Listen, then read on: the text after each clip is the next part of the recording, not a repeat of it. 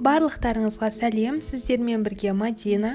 Бүгін мен кешкі асқа тауық етінен котлет жасадым, және де қазір сіздермен қалай жасау керектігін бөлісетін боламын.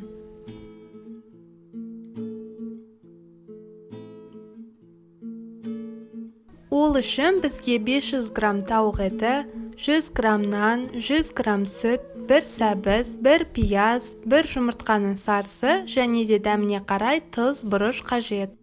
Ең алдымен сүтті нанға құйып, нанымызды жұмсартамыз.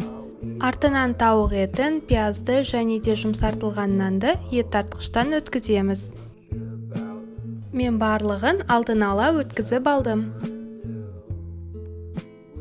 Ендігі кезекте жұмыртқаның сарысын, терканың кіші көзінен өткізілген сәбізді, және де дәміне қарай тұз, бұрыш, өзіңіз қалаған кез келген дәмдеуішті қосып, жақсылап араластырамыз. Ылғал қолмен котлет жасап, панировочный сухари немесе ұнға аунатамыз.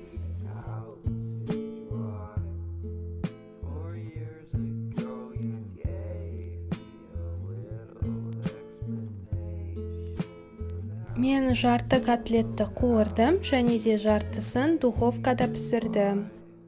Духовкада пісіру үшін панировочный сухари қолданамыз.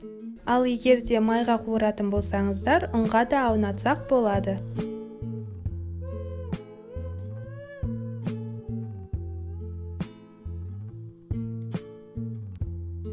Духовкаға салмас бұрын, алдымен котлеттеріміздің бетін сұйық маймен майлаймыз.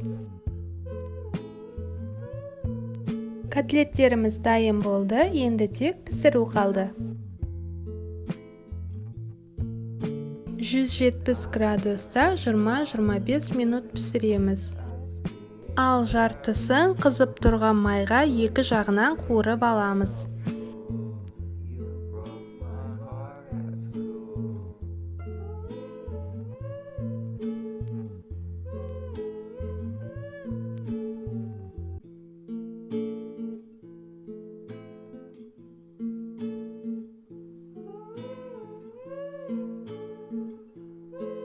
Міне біздің кешкі асымыз дайын болды. Гарнирге мен пюре қойдым. Барлықтарыңызға осы рецептпен жасап көруге кеңес беремін.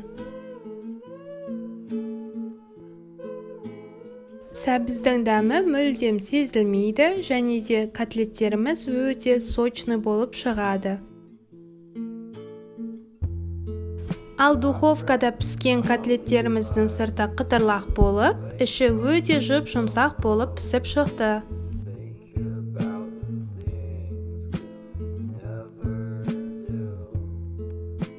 Менің видеомды соңына дейін қарағандарыңызға рахмет. Келесі кездескенше.